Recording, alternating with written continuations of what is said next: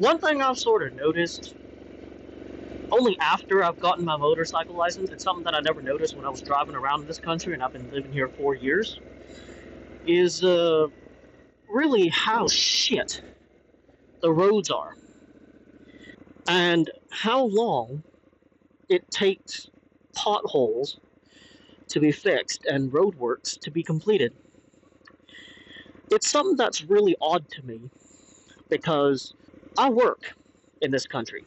I pay my taxes like a lot of productive citizens, and here in this country, I'm in the 20% tax bracket. Now, I know it's a little bit more complicated than that.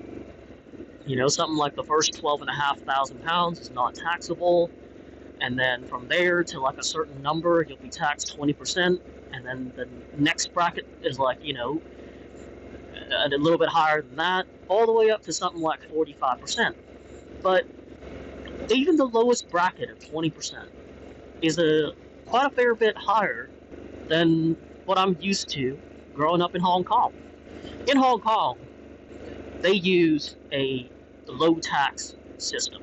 No matter how much you earn, it's always that amount. It's always that percentage. And the culture is that you are responsible for your own life planning. So that includes everything from health insurance to, well, anything, right? You are expected to sort of figure out your own life and figure out your own backup plan. But it feels a bit like the culture here is a little bit different.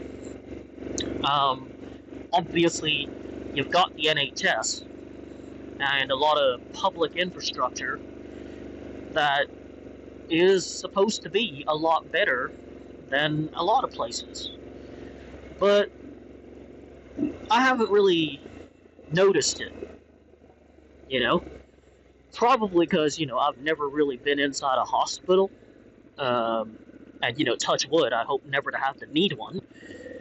But it does make me wonder where all the hell the money is going.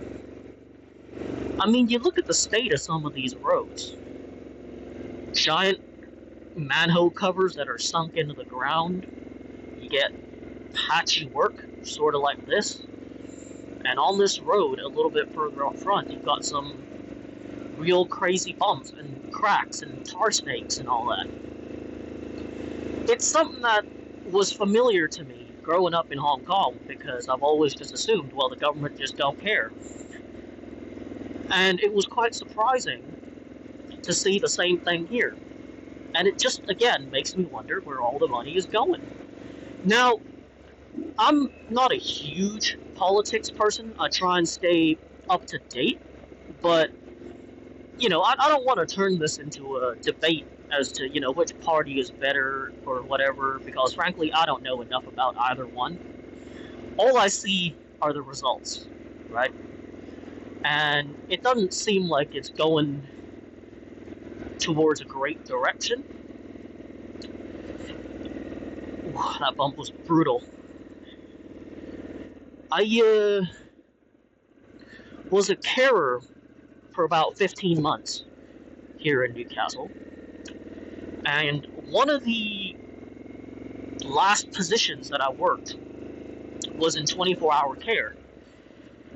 And basically, it was this autistic individual, and he required round-the-clock care, and it was 2-on-1. So it was him and two of us staff hanging out with him during the day, and one of us would stay the night. Now, we got paid, obviously, during the sleeping nights as well, and when I was doing that work, I was taking it about, 2,500 quid a month, and there were four of us, so it was two of us on shift, and then two of us off, and then whenever we were off, the other two would step in. So 4 members of staff, full-time care, that is almost £10,000 a month in care costs. Now, it just made me wonder, surely his family is not the one that's paying for all of our salaries. The money has to come from somewhere, and I'm assuming That's some sort of government subsidy. And that's just part of it, right? Before I got into that sort of position, I also did a lot of domiciliary care for almost a year. So it was a lot of pop-ins. So, again, me and a different member of staff, we'd visit the homes of a lot of elderly members of society. And that I didn't mind so much.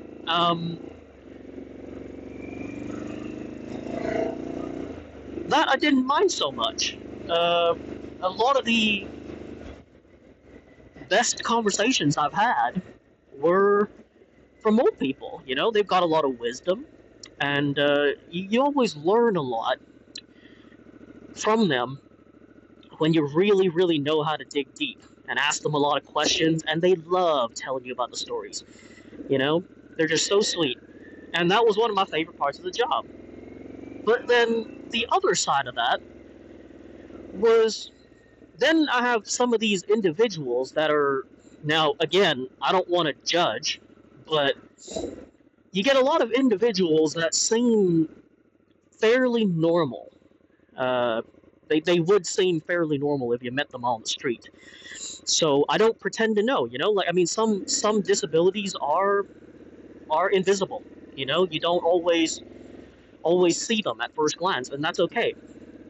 But the problem with that is there are other patterns in their lives that make me question the efficacy of a benefit system that seems to allow people to buy a whole lot more than they actually need.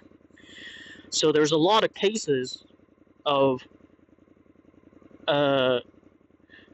us being sent out as carers to buy, to accompany the individual to go buy fags and booze and all this other stuff that clearly is not a strict necessity. I can understand food stamps or coupons or things like that, but I've been inside homes where the individual smokes, 2-3 packs of cigarettes a day. That's, 50, 60 cigarettes, and the whole place is so smoked out. I mean, I've never been through military training, but the first time I went in there, it literally made me walk out coughing, kind of like the videos you see of the U.S. Marines doing tear gas training. That's how bad it was. And on top of that, there was a whole bunch of booze and whiskey bottles on the floor, and it just made me wonder, where the hell do these people get that money from, right? And I've spoken to a couple of people, I've, read a few articles, and I know that in this country, there are some individuals where, with enough children, they get paid as much in benefits as I do working a full-time job, maybe more.